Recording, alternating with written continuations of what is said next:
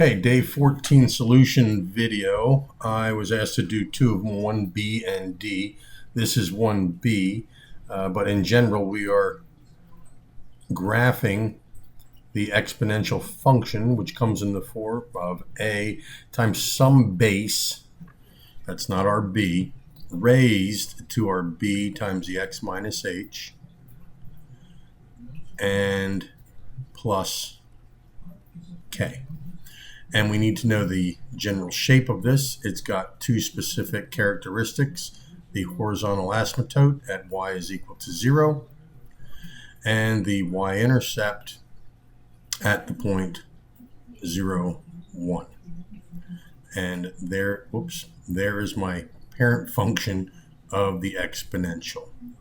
Its domain will always be the same. The two arrows go off. It's going to be the set of x's such that x is an element of all real numbers.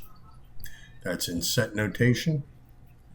I will give it to you in, I'll give you the range in interval notation. The range will always be from this asymptote up, or from negative infinity to the asymptote if it were reflection over the x-axis. So this would go from not inclusive 0 up to infinity. All right, so in order to graph this equation, we're going to have to know what our a, b, h, and k are.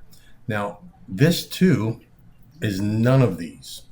The number in front of the 2, 1 times that, that's my a, and that does absolutely nothing. B is the number in front of x. That's also 1. That does absolutely nothing. H is whatever is added or subtracted from x, and there's nothing. So h is equal to 0, and that does absolutely nothing. So the only transformation this has is a -1 for k. Now remember, we're graphing two characteristics here. The y is equal to 0, horizontal asymptote. And that horizontal asymptote is only affected by k, because shifting left or right won't affect it. Reflecting it won't affect it. It's just going to shift down 1 unit. So my new horizontal asymptote is that y is equal to -1. Whatever k is, that's what my new horizontal asymptote is. And now I got to take that original point 0, 1, and I'm going to run that through the transformations. Well, it's going to be pretty easy because there's only one transformation to it here, and that's going to be a shift up or down, actually down here, and that's only going to change y. So I'm going to subtract 1 from y, and that's going to give me my new point of 0, 0. And there it is. Sketching in from the parent function, I know that it's going to come up and then exponentially grow in that direction.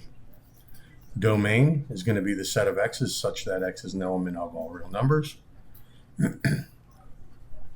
And the range now is going to be from not 0, but -1 up to infinity. Okay, here's D. A little more interesting. We've got a B and we've got a K, so let's go ahead and list them all. So A is equal to 1. Again, the 2 is not A, and 1 does nothing. B is now a -1. Well, that's going to be a reflection, and that's going to reflect over the y-axis.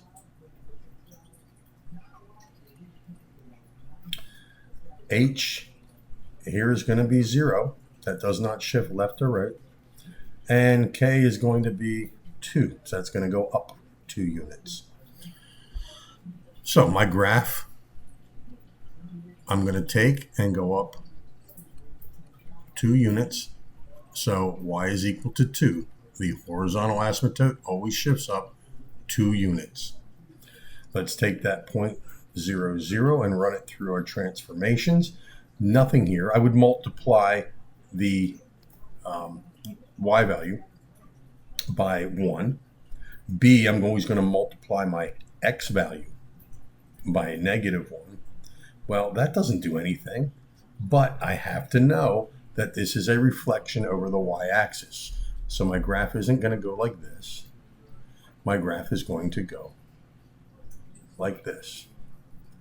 Okay, this is called exponential growth, and this is called exponential decay. Things are getting smaller.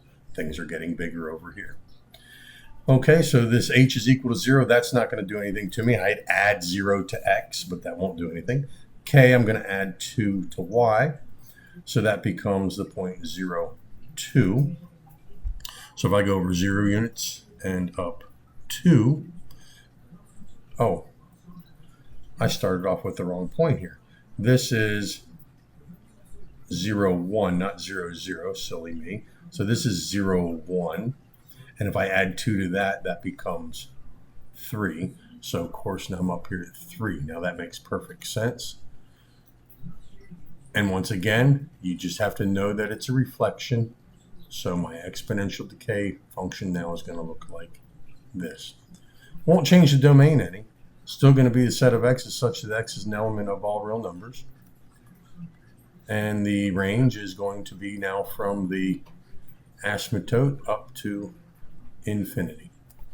And that's it. If you have any more questions, please feel free to ask me on Google Classroom. I'll get to them and get back to you. Thank you.